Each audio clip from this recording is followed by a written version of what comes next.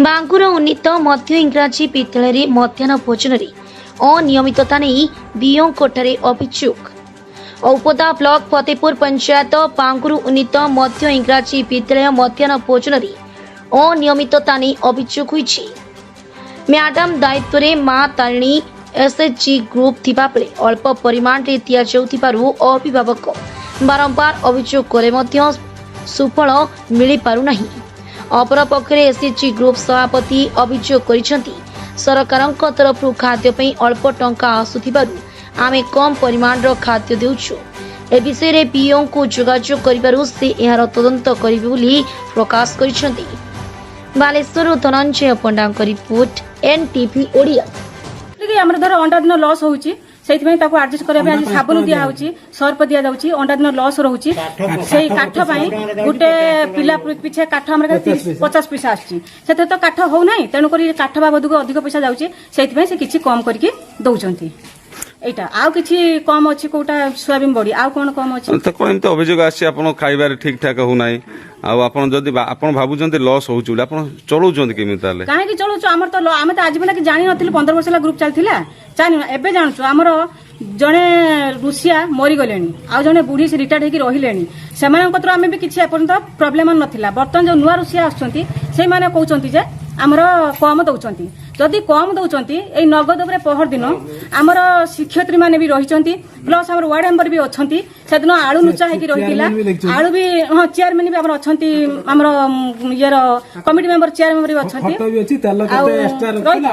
आ होचे हमर आळु नुचा हेकी थिला पियाज नुचा हेकी थिला सब जिंस नुचा हेकी थिला मो शिक्षयत्री मानकु डाकी की देखैछि तने से बाबद को अधिक आइला कोटू तापरे भी आ गोटे तापरे तरकारी तो एक्स्ट्रा रहिछि तापरे भी हमर रुसिया को पचरा होला जे तमे डाली काई से कम हैला पिला मानको ना हमकु कहले स्कूल शिक्षयत्री डाली कम दियो ना आपन जो कहले लुच्चा है थिला माने जिंस लुच्चे के रखा के रखिथिले के रुसिया की रखला म कहि परिमिनी किंतु हमर जे हैंड त माने आपन जो खाद्य दउचन ता भीतर मध्ये स्कूल ले लुच्चे के रखा हैछि आ तो प्रमाण भी कामे प्रेसिडेंट फोटो तो अछि छाड़ो प्रेसिडेंट को पचारंतु और वार्ड मेंबर पचारंतु प्लस शिक्षयत्री मानको भी पचारंतु।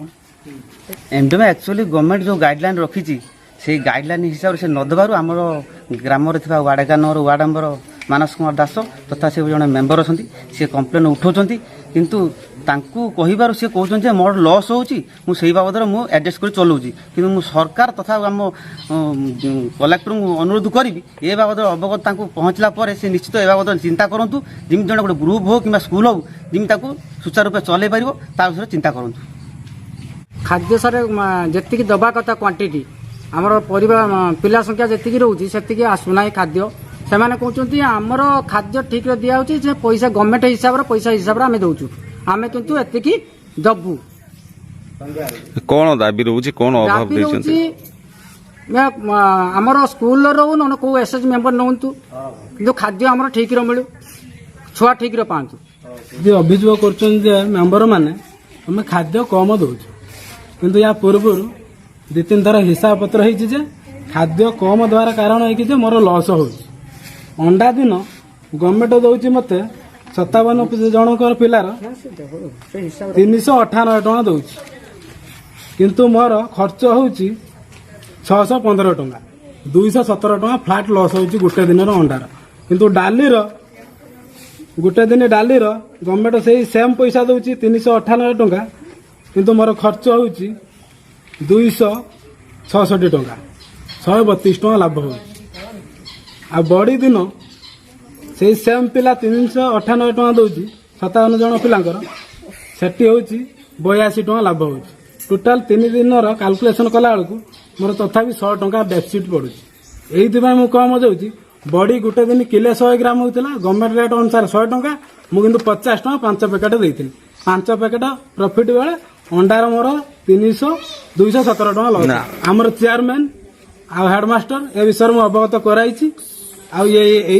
माने कम अनुसार भी सी माने खाद्य रिसीव कर तो हमर एसएचजी ग्रुप नै छी खाद्य को एसएचजी ग्रुप और मां तारिणी एसएचजी ग्रुप नै छी से कंटिन्यूअसली प्राय 7-8 वर्ष ग्रुप खाद्य चलुचे सब तो ठीक ठाक भाव चलुला किंतु वर्तमान यही केते दिन है ଏଇ ଆମର ଏସଏମସି ମେମ୍ବର ମାନସ କୁମାର ଦାସ ସେଇ ଖାଦ୍ୟ ବିଷୟରେ ସେ କମ୍ପ୍ଲେନ୍ ବାହାର କରିଛନ୍ତି। ଆଉ ସେଦିନ ବି ଆମର ଯେଉଁ ଏସଏଚଜି ଯେ ଗ୍ରୁପ ଦେଇଥିଲେ ଖାଦ୍ୟ ସେ ହେଉଛି ଦେଇଥିଲେ ଆମର ସେଦିନ ସୋୟାବିନ୍ ଥିଲା। ସେ ସୋୟାବିନ୍ ଦିନ ଆଣିକି ଦେଇଛନ୍ତି ଆମର ପିଲା ଥିଲେ 57 ଆଉ ସେ ଦେଇଛନ୍ତି